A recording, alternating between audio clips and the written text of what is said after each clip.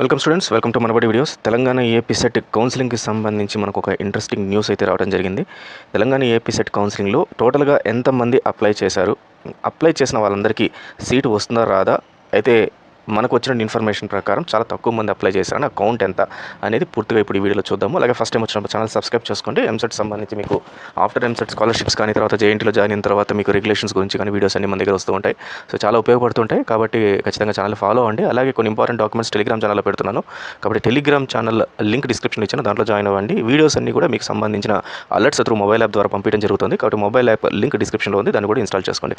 Fine students, ఈరోజు ఈనాడు పేపర్లో మనకు ఒక న్యూస్ రావడం జరిగింది. సో ఇది ఆథెంటిక్ న్యూస్. బీటెక్ కన్వీనర్ కోటాకి సగం మంది పోటీ అని చెప్పి ఇవ్వడం జరిగింది. సో సగం మంది పోటీ ఎలా అంటే మొత్తం కలిపి 1,80,000 మంది 424 మంది ఇంజనీరింగ్ విభాగంలో స్టూడెంట్స్ ఎన్రోల్ అయితే దాంట్లో మనకు కౌన్సిలింగ్కి మొత్తం 99,170 మెంబర్స్ మాత్రమే ఆప్షన్స్ ఇవ్వడం జరిగింది. వెబ్ ఆప్షన్స్ ప్రాక్టీస్ చేయడం, హెచ్ఎల్సీ కోసము హెచ్ఎల్సీలో సర్టిఫికేట్ వెరిఫికేషన్ చేసుకోవడం జరిగింది. సో మొత్తం 14వ తేదీ వరకు అధికారులు తెలిపారు. శుక్రవారం నాటికి 60,000 మంది మాత్రమే ఆప్షన్లు ఇచ్చుకున్నారు. ధ్రువపత్రాల పరిశీలన చేయించుకున్న వారిలో కొంతమంది వెబ్ ఆప్షన్లు ఇవ్వరు.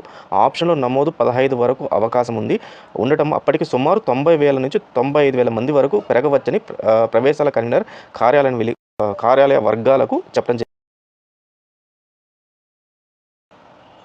సో అంటే మొత్తం కలిపి 50% మెంబర్స్ మాత్రమే ఇప్పటి వరకు మనకు ఎన్రోల్ వెబ్ ఆప్షన్స్ కోసం ప్రాక్టీస్ చేయడం కానీ అవన్నీ కానీ జరిగింది.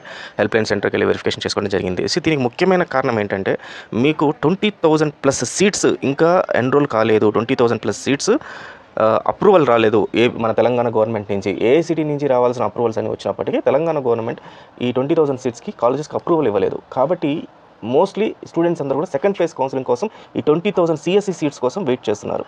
అయితే ఈ ఫస్ట్ ఫేజ్ సీట్స్లో మొత్తం కలిపితే ప్రజెంట్ యాజ్ ఆఫ్ నౌ 70,400 సీట్లు అయితే ఉన్నాయి. కాబట్టి 70,000లో పార్టిసిపేట్ చేసింది 90,000. 90,000లో కూడా చాలామంది డిఫరెంట్ కోర్సెస్ తీసేసుకుంటారు. కాబట్టి మనకు ఖచ్చితంగా ఎవరైతే ఈ ఫస్ట్ ఫేజ్లో పెట్టిన వాళ్ళకైతే వాళ్ళు అనుకున్న సీట్ అయితే 99% అందరికీ కూడా అనుకున్న కాలేజ్లో అనుకున్న కోర్స్ అయితే ఖచ్చితంగా అయితే వస్తుంది. సో రిమైనింగ్ ఈ 20,000 సీట్స్ ఒకసారి ఎన్రోల్ అయినప్పుడు సెకండ్ ఫేజ్ కౌన్సిలింగ్లో ఈసారి కాంపిటీషన్ మాత్రం చాలా ఎక్కువగా ఉండబోతుంది. ఫస్ట్ ఫేజ్లో జనరల్గా ఎప్పుడు కాంపిటీషన్ ఎక్కువ ఉంటుంది, అట్లాంటిది ఈసారి సెకండ్ ఫేజ్లో కాంపిటీషన్ మనకు ఎక్కువ ఉంటుంది. సో ఇంకా ఏదైనా మనకు దీనికి సంబంధించిన ఇన్ఫర్మేషన్ వస్తే ఖచ్చితంగా మీకు అప్డేట్ చేయడం జరుగుతుంది. So all the best students, thank you very much.